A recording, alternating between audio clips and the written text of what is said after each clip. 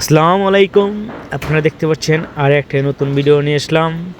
এটা হচ্ছে সৌদি আরব সুপার মল শপের ভিতরে মাছের মানে যে এক এরিয়ায় এক অবস্থা।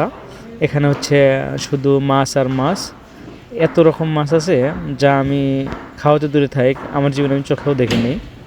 তো অনেকেও দেখতে পারেন, আমি দেখিনি। মাছগুলো অনেক সুন্দর, তবে মাছ খেতে নাকি অনেক সুস্বাদু। তবে এখানে আপনি দেশের মতো কোনো ছোটো মাছ পাবেন না। ছোটো মাছের ভিতরে শুধু চিংড়ি মাছ, তাছাড়া সব বড় বড় মাছ। আর এই কমন মাছের ভিতরে হচ্ছে তেলাপুয়া, আর সবই হচ্ছে আনকমন মাছ। এখানে কমন মাছের ভিতরে দুইটা মাছই আমি দেখলাম বা তিনটা, সেটা হচ্ছে এক হচ্ছে তেলাপুয়া আছে, দ্বিতীয়ত হচ্ছে আইরকাটা মাছ দেখলাম, চতুর্থ হচ্ছে হলো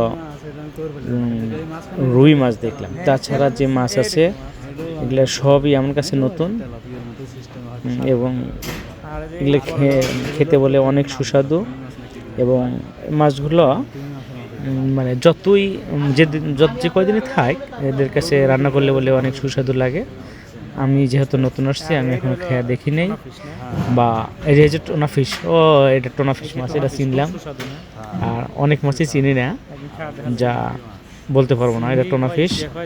আর এই যে চিংড়ি আছে, আর এটা টোনা ফিশ মাছ কেটে রাখছে, যে যতটুক নেয় আর কি সেইভাবে।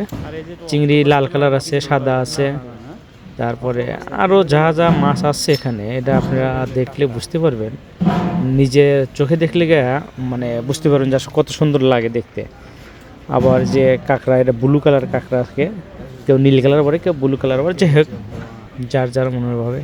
তবে এই রঙিন মাছগুলো মনে হয় খেতে খুবই সুস্বাদু। এই মাছগুলো মানে বেশ কিছু আছে।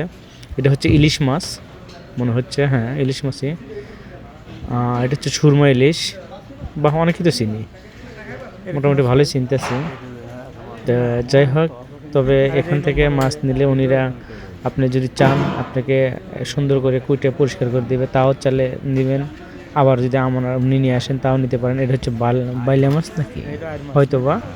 যাই হোক, আপনারা যে যা মাছ চিনবেন কমেন্টে জানাবেন, আমি মাছ চিনি না। আর মূলত হচ্ছিল ভিডিওটা কে থেকে দেখছেন, বা কোন শহর থেকে বা কোন দেশ থেকে দেখতেছেন, একটু কমেন্টে জানাবেন। আর যদি কারোর ভালো লাগে, আমি নতুন নতুন কন্টেন্ট ক্রিয়েটর, যদি কারোর ভালো লাগে তাহলে একটু শেয়ার বা লাইক দিবে। আর যদি ভালো না লাগে তাহলে তো আর কিছু করার নেই, কারণ মানুষ সব কিছুই প্রথম তো এরকম পারদর্শী হয় না। তাই আমার কথায় বা আমার ভিডিওতে কোনো ভুল বাদিবি হয়ে থাকে, ক্ষমার দৃষ্টিকে দেখবেন বা ক্ষমা করবেন। যাই হোক, সবাই ভালো থাকবেন। আল্লাহ হাফেজ।